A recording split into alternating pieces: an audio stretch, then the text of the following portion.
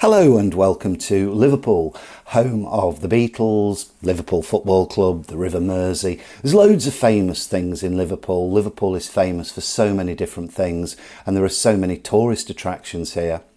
And that is relevant to my channel because although my YouTube channel is mainly about business hotels, it is relevant because there is a complete oversupply of hotels here in Liverpool, and that's great if you are a business person because you can get some quite cheap hotels. You don't have to pay a lot of money and you've got an absolute mass of choice, right from the really good 5-star places down to the cheap and cheerful Premier Inns and Travelodges. So there is a great number of hotels to choose from here, and that is great whether you're here as a tourist or if you are here on business.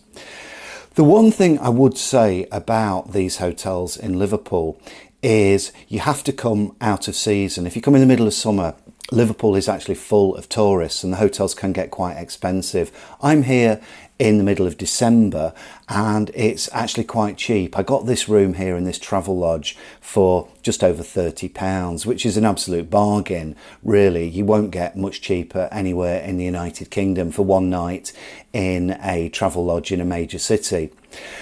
But is this Travelodge actually any good? Well, I'm going to give you a quick room tour, tell you what I think of the room. And I have to be honest right at the start, it's not the best Travelodge I've ever stayed in. It's not the worst either, but I have stayed in much better places. But to be honest, it's cheap and cheerful. It's in a good location.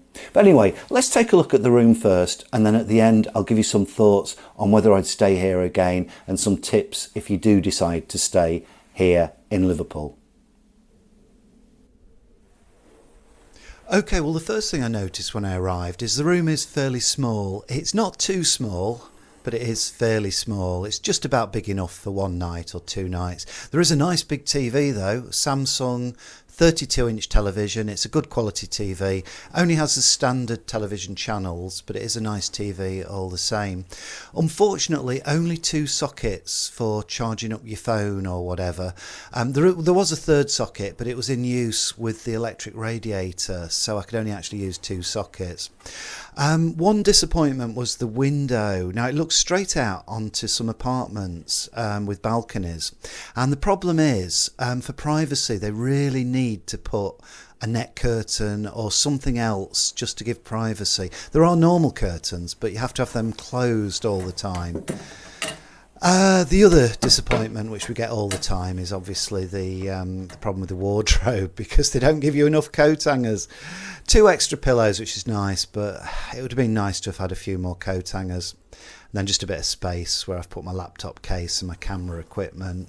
Just a couple of coat hangers for my coat and my jacket. And then the usual bucket chair that you get in all Travelodges. If you stay in a super room, they give you a swivel chair, but if it's a standard room, you just get one of those bucket chairs. Perfectly okay, though, comfortable if you want to do a bit of work at the desk. And there's an electric radiator, which was fine, kept the room nice and warm last night. The bed, very comfortable. All Travelodge beds are very comfortable. And the pillows were nice and comfortable, but there was a problem, and I'm going to show you it now, and it's not pleasant, but I will show you this. I have to, out of honesty, and that is a horrible stain, and in fact there's also some blood stains there as well. And the reason for this is there's no mattress protector.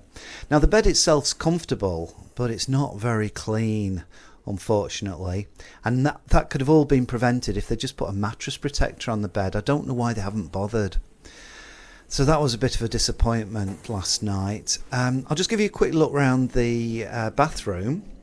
It's pretty standard. Most Travelodge bathrooms are the same. Got the basin, the toilet. There's a hairdryer, but well, I had to pick that up from reception actually. It's not provided in the room, but they gave me one at reception. Another disappointment was the shower. I had a shower this morning. It took me absolutely ages because it's just a trickle of water. There's no power behind that shower at all, which is really disappointing. It's just a trickle. You can see me in the mirror there. Big mirror.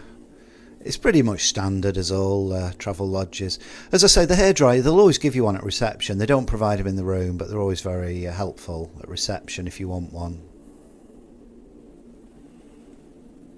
And then obviously the soap dispenser, and you get the shampoo dispenser as well with the shower.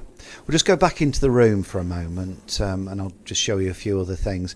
Obviously the mirror on the back of the door, and you've got another mirror next to the desk there. Just to the right of the desk is a little vanity mirror, which is useful for just checking your hair or your makeup or whatever. So it's not a brilliant room, but pretty much standard as all Travelodge rooms. Pretty much okay. It's what you expect in all travel lodges, really. Well, I hope you found that film useful.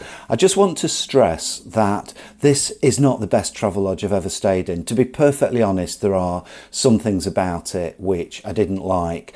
I would have preferred a mattress protector on the mattress, especially because the mattress was a bit stained.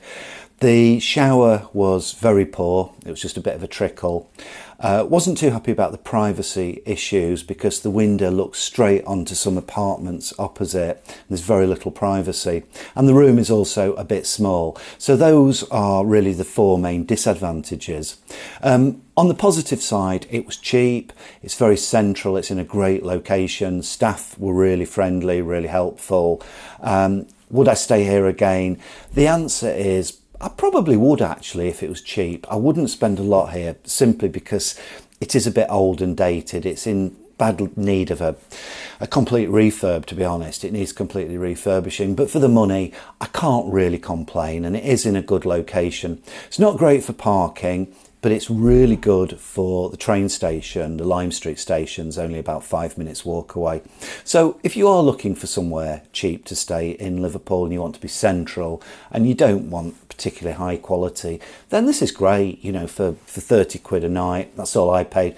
I have to stress it was a Sunday night. If you stay in the week or if you stay on a Saturday night, it would be a lot more than that. But for the money, can't really complain. Good location, friendly staff. And what do you expect for the money? There are loads of hotels around this area going right up to 5-star, literally a few minutes walk away, but you'll pay a lot more money for those type of hotels. If you're here on business, as I am, and you just need somewhere to stay for one night and you don't want to spend too much money out of your company budget, then this does the job. It's a nice comfortable bed, somewhere to sleep for the night. Hope you found that useful. My name's Darren Bugg. I produce lots of films about business hotels in all the major cities of the United Kingdom. So have a look at my channel, mainly in London, but I also cover Manchester, Leeds, Liverpool, all the big cities. And until next time, I hope you're successful in whatever you do. Please subscribe, and I'll see you again very soon.